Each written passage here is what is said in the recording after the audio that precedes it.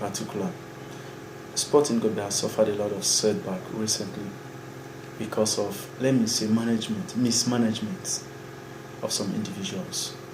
When we look at the developed world or some of the countries that has gone far in terms of sports, their strength is usually the management. Now, what does the management do? The management draw out policies that will enhance performance in sports. One, if the management do not have the knowledge of how to manage sporting activities, that is where the problems comes up.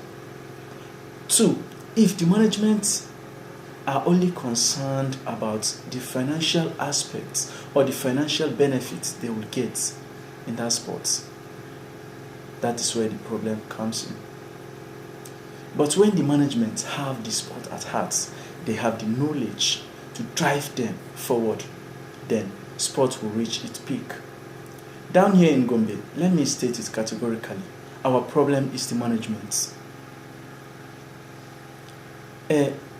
I cannot recall how many times a sport workshop, symposium, or seminar was organized for sports managers, for coaches, for our sport officers in the local government levels.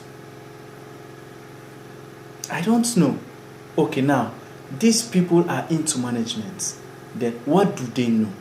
If they know a little, how can you encourage them?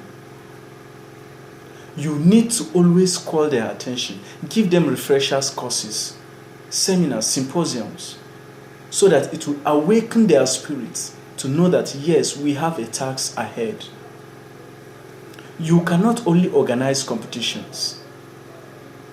When you organize competitions, it should have objectives. What exactly do you wish to achieve?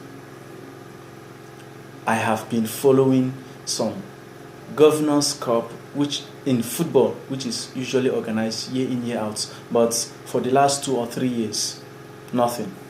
Okay, what happened? Is it the resources that are not there? Or you think it is not important to organize such competitions? No. If you're organizing a Governors' Cup, you should have objectives of what you wish to achieve. If you want to fetch out some players, fine, organize it, get these players out, develop them and promote them. But don't just keep quiet. If you don't want to organize the Governors' Cup again, then you should bring out these resources, organize a state sport festival where we can have athletes from all the local government. They will come in and compete against each other. Then you will know who is who in the states. I promise you, Gombe State have talents that if today we are going to do our best to identify, develop, and promote these talents, trust me, we'll make our mark in the country. We have everything it takes.